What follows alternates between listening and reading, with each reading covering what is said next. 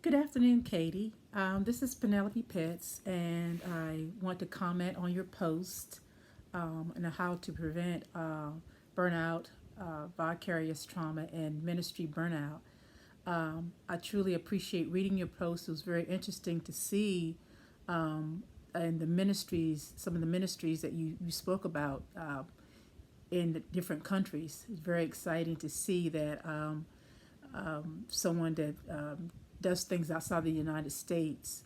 You start out by talking about your self score for compassion fatigue, burnout, and secondary stress, and that you're at a healthy momentarily you're at a healthy level, stress level, which is great to see, especially in the field of the helping field.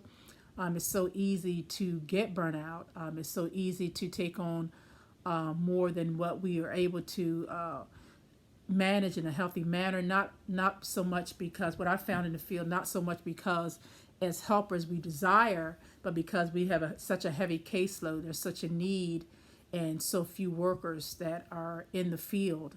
You said that the mentality can come from the I know best, where the helper feels like they know best what's best for the client, and sometimes that can cause us to get to the breaking point of where we're actually burnt out because we're trying to help everyone that comes through the door. You continue by saying, thinking back 3 years ago, you were in the ministry in Honduras, and how that caused you to get to that breaking point where it was just a heavy overload of cases, and we're to the point where you had to go to a retreat. You just came to the conclusion that you couldn't do this anymore, and I commend you for that, for getting to the point where you've said enough is enough.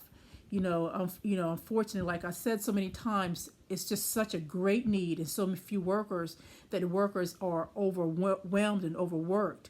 And I commend you for that, and that you felt that you needed to get out of that ministry, and you got out of that ministry. And my question to you would be, what advice would you give to those in leadership in that ministry in Honduras and those workers that are left behind? What recommendations would you give to them or advise them, and to prevent from what happened to you, and I'm sure so many other workers in that ministry, to prevent that happening to them? So what would you say to them? What advice would you give to them that they can help so their workers don't get to the point where they don't may not be as wise as you, or as bold as you, and step forth and say, hey, enough is enough? So I would be interested in hearing what you had to say about that. In addition, you went on and talked about how that you experienced a small dose of vicarious trauma in the emergency field, in the working in crisis situations, and it's true. I am a certified trauma counselor, and I deal with trauma, especially with children and adults. And you need to be careful because you experience so much.